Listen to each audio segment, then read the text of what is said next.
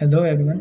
आज के जियोग्राफी के लेक्चर नंबर 3 में हम ये पढ़ेंगे कि 21 जून को साल का सबसे बड़ा दिन क्यों कहा जाता है, एक्विनॉक्सेस क्या हैं, समर सोलिस्टाइस और विंटर सोलिस्टाइस में क्या फ़र्क है, एपीहीलियन क्या होता है और पेरीहीलियन किसे कहते हैं। So let's start with the lecture. इन तमाम टर्म्स को पहले समझने के लिए हमें ये पता होना चाहिए कि हमारी जो ज़मीन है ये मुख्तलिफ पार्ट्स में डिवाइड है और इन तमाम लाइंस को हम इमेजिनरी लाइन कहते हैं। दरमियान वाली जो लाइन होती है इसे हम इक्वेटर कहते हैं। इक्वेटर के ऊपर वाला जो हिस्सा होता है इसे हम नॉर्थन हेमिस्फीयर कहते हैं और इक्वेटर की जो नीचे वाला हिस्सा होता है इसे हम साउथर्न हेमिस्फीयर कहते हैं।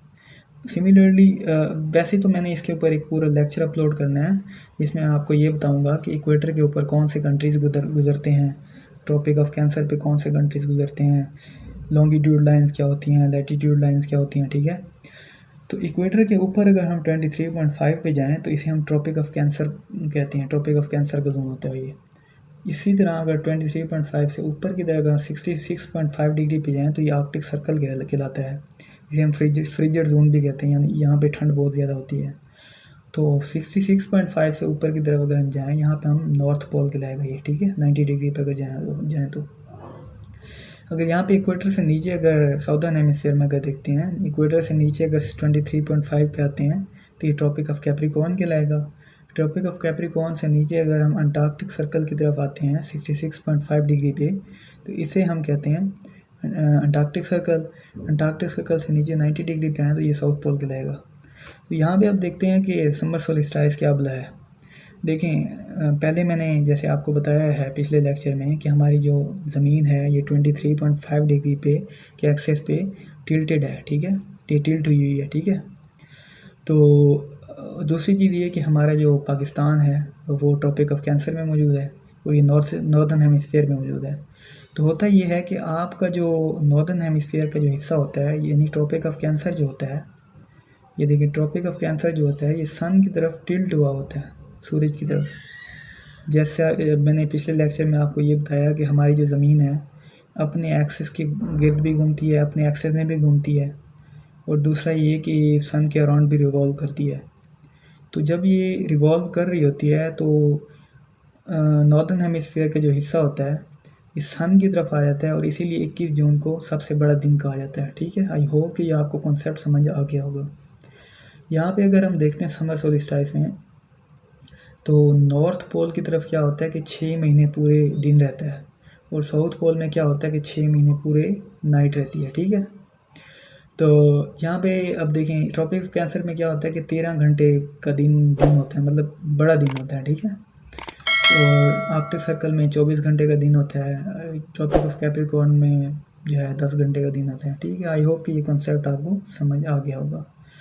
सो नेक्स्ट हम देखते हैं कि विंटर सोलिस्टाइस क्या है। विंटर सोलिस्टाइस जो है ना ये समर सोलिस्टाइस की ये अपोजिट है। ठीक है, यहाँ पे होता ये है कि आपका जो साउदर्न हेमिस्फीयर का जो हिस्सा होता है ये सूरज की तरफ टिल्ट हो जाता है। ठीक है, तो उस वक्त क्या होता है जनाब कि नॉर्थन हेमिस्फीयर के ऊपर दिन बहुत छोटा हो जाता है। ठीक है, ये देखें the sun is overhead on the tropic of Capricorn, यानी ट्रॉपिक ऑफ कैप्रिकॉर्न के बिल्कुल ऊपर आया होता है सन।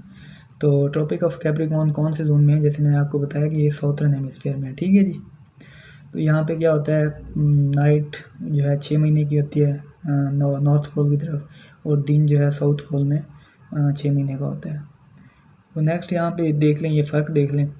तो देखिए यहाँ पे क्या होता है 21 जून होता है जब यानी कि अर्थ का जो नॉर्थर्न हेमिस्फीयर का जो हिस्सा होता है ये ट्रॉपिक ऑफ कैंसर ये टिल्ट होता है सूरज की तरफ और यहाँ पे साउथर्न हेमिस्फीयर का हिस्सा ट्रॉपिक ऑफ कैप्रिकॉर्न ये टिल्ट होता है सूरज की तरफ।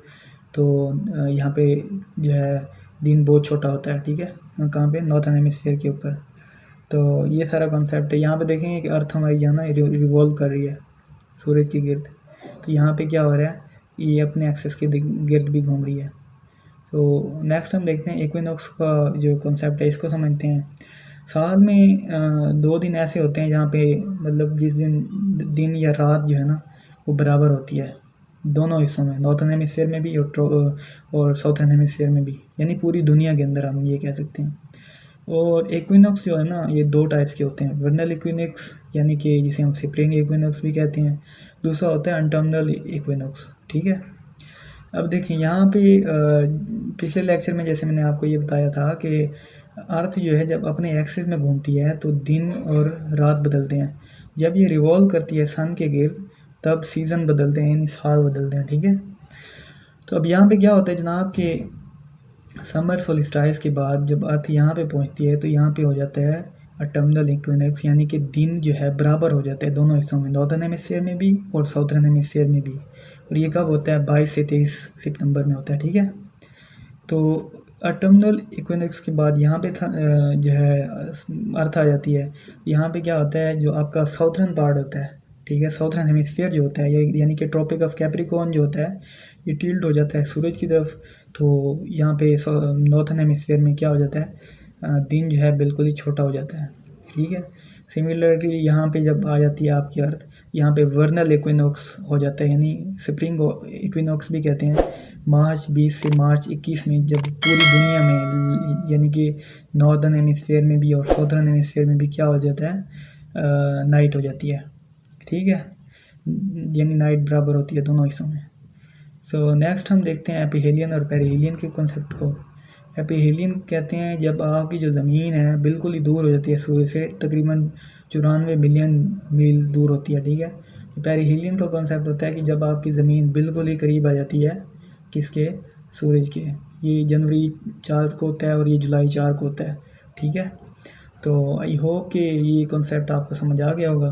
अगर आपको चैनल अच्छा लगा हो या वीडियो अच्छी लगी हो तो काइंडली सब्सक्राइब कर लें।